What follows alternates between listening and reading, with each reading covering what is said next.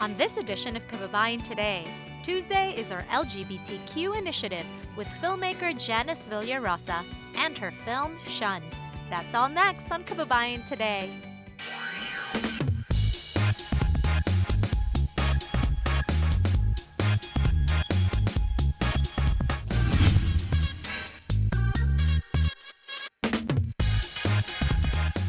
Tuesdays for the month of November, here on Kababayan Today, we are talking about stories and experiences of our LGBTQ Filipino-American community.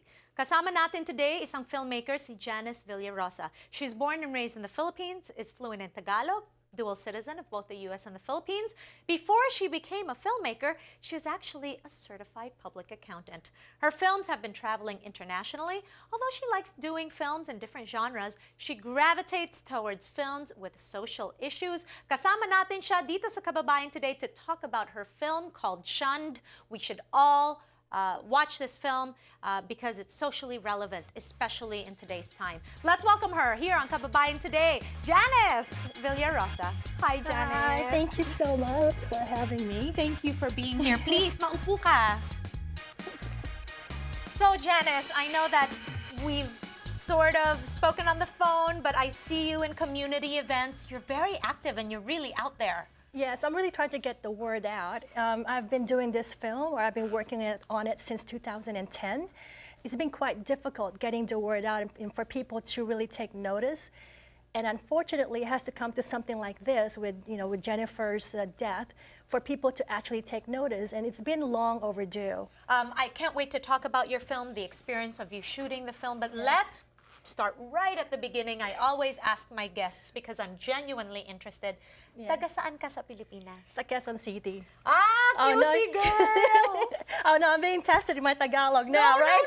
No. Marunong ka nga mag-Tagalog, di ba? Bulol nga lang minsan. Ako din. Hindi lang ako minsan. You know, it's hard to go back and forth from Tagalog to English sometimes. Yeah. Siyempre, nabubulol ka, di ba? Yes, ako, nabubulol ako palagi. But, okay, let's talk about living in the Philippines. Yeah. How long were you nasa QC? You were born and raised in QC. Yes. Hanggang anong taon? Until I was about 12. Actually, I came to the United States when I was 2, and then I went back when I went back right away, and I was there until I was 12. And your parents, are they originally from Quezon City also? Taga Manila talaga, o meron silang mga probinsya? Probinsya, taga Cabanatuan, and also Pangasinan, and also Cavite. Okay, so growing up, were you able to go to the province growing up? Because I remember my mom's from Batangas, so we always used to go in the summers. Yeah, so did I. Talk to us about going back to the province when you were younger. Oh, I absolutely love it, just because, that's where I get to see my relatives, which is amazing. My grandma was really good with that because she really, really made sure that I know my relatives, my family. So she took me to, taking the bus and all that, going to the provinces, taking the jeepneys and the tricycle.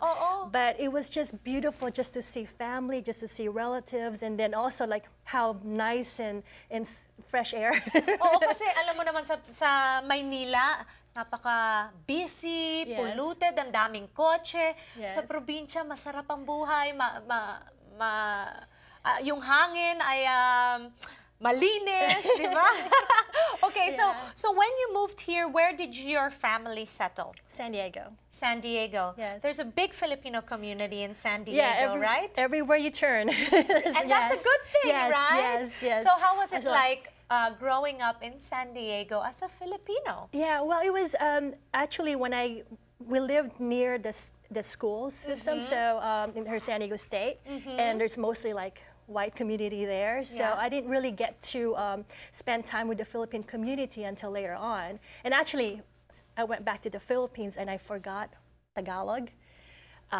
It's easy to forget Tagalog kung wala kang kausap. Kung kausap, yeah. Oo. Puro mga puting kausap ko. So I went back to the Philippines and my friend said, "We won't talk to you unless you talk to us in Tagalog."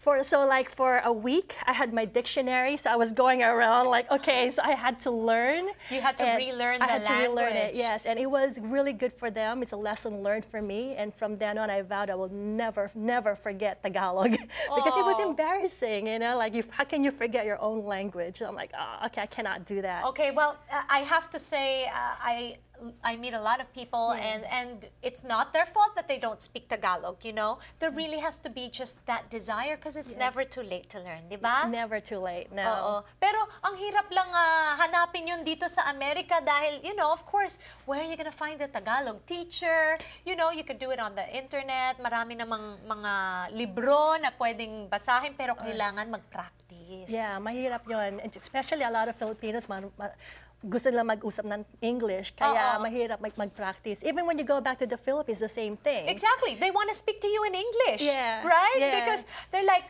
oh, this is my chance to practice my English, so I'm going to practice English because taga-Amerika ka. Yes, in fact, you want to actually speak in Tagalog. Totoo. Okay. All right. So I'm so happy that you've decided to join us here on Kababayan today. I'm looking forward to discussing Shunned, this film that you made, as well as your experience with the transgender women of Cebu. Yes. Yes. Okay. Cebu and Manila. Cebu and Manila. Yeah. So I want to hear all about your experience shooting Shunned. Dito po sa Kababayan today, kasama natin si Janice Villarosa, ang director ng Shunned. Don't go away. We'll be right back.